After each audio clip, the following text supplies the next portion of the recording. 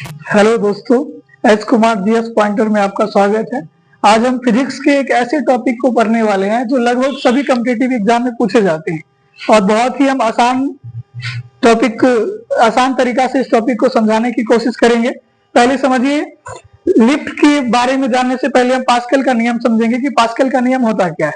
पहले एक ऑब्जेक्टिव देख लीजिए कि हाइड्रोलिक लिफ्ट हो गया, हाइड्रोलिक ब्रेक हो गया, हाइड्रोलिक प्रेस हो गया, ये सब किस सिद्धांत पर काम करता है? तो ध्यान में रखिएगा, पास्कल सिद्धांत पे काम करता है। अगर कोई भी चीज अगर हाइड्रोलिक उसमें लगा रहे तो उसका आंसर ही होता है पास्कल का सिद्धांत। अब पास्कल का सिद्धांत क्या होता है वो हम परिभाषा के साथ साथ प्रैक्टिकली रूप में भी समझाने की कोशिश करेंगे। अब पास्कल का सिद्धांत क्या कह रहा है, पास्कल का नियम क्या कह रहा है, यदि कोई द्रव संतुलन में है तो उसके प्रत्येक भाग पर दाब एक समान लगता है। कहने का नियम क्या था, पास्कल ने कहा था कि अगर हम किसी द्रव पर अगर दाब लगाते हैं तो उसका जो दाब है सभी जगहों पर क्या होगा कि एक समान रूप से लगेगा। पास्कल के नियम से संबंधित एक चीज और याद रखना है कि पास्कल का जो नियम होता है केवल बंद सतह के लिए लागू होता है। अगर उसमें लीकेज की मात्रा होगी तो पास्कल का नियम काम नहीं करेगा। अब देखिए पास्कल का नियम कैसे काम करता है एक लिफ्ट में से।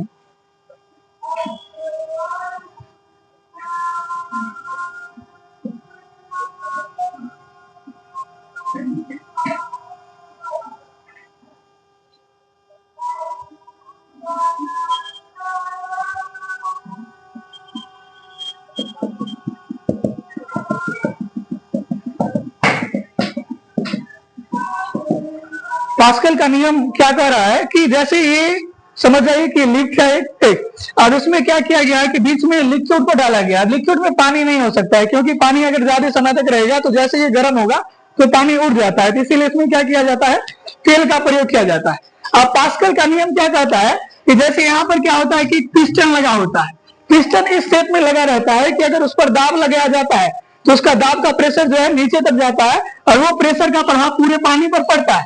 अब जैसे ही पानी पर पड़ता है तो ये पानी जो है प्रेशर के कारण क्या होता है कि ये जो लिफ्ट का पिस्टन है, ये पिस्टन को क्या करता है, ऊपर बढ़ाने का काम करता है, जिसके कारण क्या होता है कि कोई भी जो लिफ्ट होता है वो ऊपर जा पाता है या ऊपर से फिर नीचे आ पाता है। जैसे बड़ा बड़ा गाड़ी को भी उठाया जाता है लिफ्ट के माध्यम से, तो इसी तरह से उठाया जाता है कि इधर एक छोटा सा होगा एरिया, इससे क्या किया जाएगा कि दबाव डाला जाएगा, दाब डाला जाएगा। जैसे ही दाब डाला जाएगा तो ये जो पिस्टन है, ये पिस्टन क्या होगा कि धीरे धीरे नीचे बढ़ने लगेगा। अब जैसे ही नीचे बढ़ेगा तो ये तरल पदार्थ में क्या होगा कि दाब लगेगा और ये दाब जो है पूरे एरिया में एक समान रूप से लगेगा और एक समान रूप से काम करेगा। अब एक प्रैक्टिकली रूप में हम आपको समझा रहे हैं कि ये पास्कल का नियम आखिर है क्या। जैसे आप देखिए ये दो सिरिंज है और सिरिंज का जो ये ऊपर वाला पार्ट देख रहे हैं, ये जो देख रहे हैं इसी को पिस्टन कहा जाता है। ठीक, अब जैसे ही हम क्या करेंगे कि इसमें दाब डालेंगे, जैसे इसमें दाब डालेंगे तो देखिएगा क्या होगा कि ये जो पिस्टन है, ये सिरिंज का जो पिस्टन है ये अपने आप ऊपर जाने लगेगा। जैसे देखिए आप यहाँ पे इसमें द्रव डाला हुआ है, पानी डाला हुआ है इसमें, ठीक, क्योंकि यहाँ पर हम पानी का उपयोग कर सकते हैं, मशीन है नहीं जो हम यहाँ पे तेल का प्रयोग करेंगे। अब जैसे हम क्या करेंगे कि यहाँ पर दाब देंगे तो देखिए आप बंद कर दो, बंद करो। पास्कल के नियम को हम एक आपको प्रैक्टिकल करके बताते हैं, आप आसानी से समझ जाएगा कि पास्कल का नियम कहता क्या है। देखिए यहाँ पर ये दो सिरिंज है, ठीक, और सिरिंज का जो ऊपर वाला पार्ट देख रहे हैं जिसको हम धक्का देते हैं तो अंदर की ओर जाता है, कोई भी द्रव जो रहता है वो अंदर की ओर जाता है, इसी को पिस्टन कहा जाता है। ठीक, और यही पिस्टन में हम क्या करते हैं, दाब देते हैं तो ये जो है ये दूसरा सिरिंज का जो पिस्टन है ये क्या होगा तो ऊपर की ओर जाएगा। जैसे आप देख सकते हैं कि यहाँ पर हम एक ये पिस्टन है, इसमें द्रव भरा हुआ है, अब इसमें जैसे ही हम इसमें क्या करेंगे कि दाब लगाएंगे तो ये क्या होगा कि अपने आप ऊपर जाने लगेगा। देखिए देख रहे हैं किस तरह से काम कर रहा है। तो इसी तरह क्या होता है कि लिफ्ट भी काम करता है। एक चीज और हम आपको समझाएंगे, जैसे हम इस पे अगर वजन भी रख देंगे ना फिर भी वो उसी तरह से काम करेगा। जैसे देखिए अब इस पे हम एक बुक रखते हैं, और प्रिंस बुक लेकर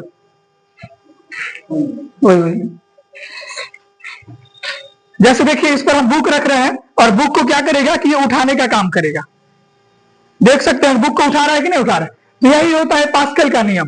पास्कल का नियम कहने का मतलब क्या हुआ कि द्रव पर अगर हम दाब डालते हैं, कोई पैकिंग द्रव पे होना चाहिए, ऐसा नहीं कि खुला होना चाहिए। अगर पैकिंग द्रव पे हम क्या करते हैं कि दबाव डालते हैं तो उसका जो प्रेशर होता है, दाब जो लगता है सभी दिशाओं में और सभी जगह पर एक समान रूप से लगता है, जिसके कारण क्या होता है कि लिफ्ट ऊपर या नीचे जा पाता है।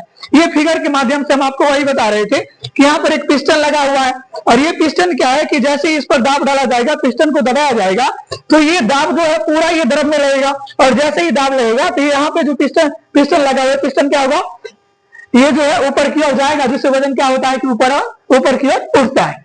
इसी थीसिस पर क्या होता है, इसी फिनोमिना पर ये लिफ्ट काम करता है। अब लिफ्ट से संबंधित क्या है कि कुछ अन्य तथ्य को जानेंगे जो बहुत ज्यादा इंपॉर्टेंट है, और एग्जाम में यही क्वेश्चन आता है। हमको केवल ध्यान में रखना है कि वैसे टॉपिक को पढ़ना है जो हमारे एग्जाम में काम आए, जिससे हमारा एग्जाम निकल जाए। अन्यथा पढ़ने के लिए बहुत सारा टॉपिक है, आप पढ़ते रह जाएंगे और समझ में भी नहीं आएगा।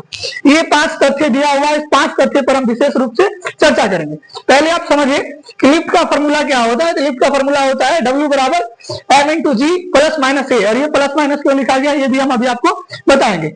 ये W का मतलब वेट होता है। कहने का मतलब कि लिफ्ट के अंदर जब कोई व्यक्ति है तो उसका वेट कब बढ़ जाता है, कब घट जाता है, कब शून्य हो जाता है, तो उसके बारे में हम इस वीडियो के माध्यम से जानने की कोशिश करेंगे। अब देखिए यहाँ पर एक चीज और समझ लीजिए, भार और द्रव्यमान दोनों चीज में अंतर है। भार जो है ये सभी जगह चेंज हो सकता है, लेकिन द्रव्यमान का जो वैल्यू होता है प्रत्येक जगह सेम ही होता है। वही बात को यहाँ पर लिखा गया, हमको वेट निकालना है। द्रव्यमान का जो वैल्यू होता है सभी जगह पर क्या होता है, सेम ही होता है, लेकिन भार का जो वैल्यू होता है, भार का जो मान होता है चेंज होते रहता है, तो उसी वेट को हमको निकालना है। तो यहाँ पर M जो लिखा हुआ है, ये M W का मतलब हो गया कि लिफ्ट में सवार व्यक्ति का भार, और M जो हो गया लिफ्ट में सवार व्यक्ति का द्रव्यमान है, उसका द्रव्यमान कितना केजी में दिया गया, कितना केजी है उसके बारे में बताया गया है। और जी कहने का मतलब हुआ गुरुत्वीय त्वरण। जी कहने का मतलब गुरुत्वीय त्वरण, और गुरुत्वीय त्वरण का मान जो होता है 9.8 मीटर प्रति सेकंड स्क्वायर, या इसी को आप लगभग 10 ले सकते हैं। तो ध्यान में रखना है कि ये स्मॉल जी है, इसी को गुरुत्वीय त्वरण कहा जाता है। उसके बाद ए का मतलब होता है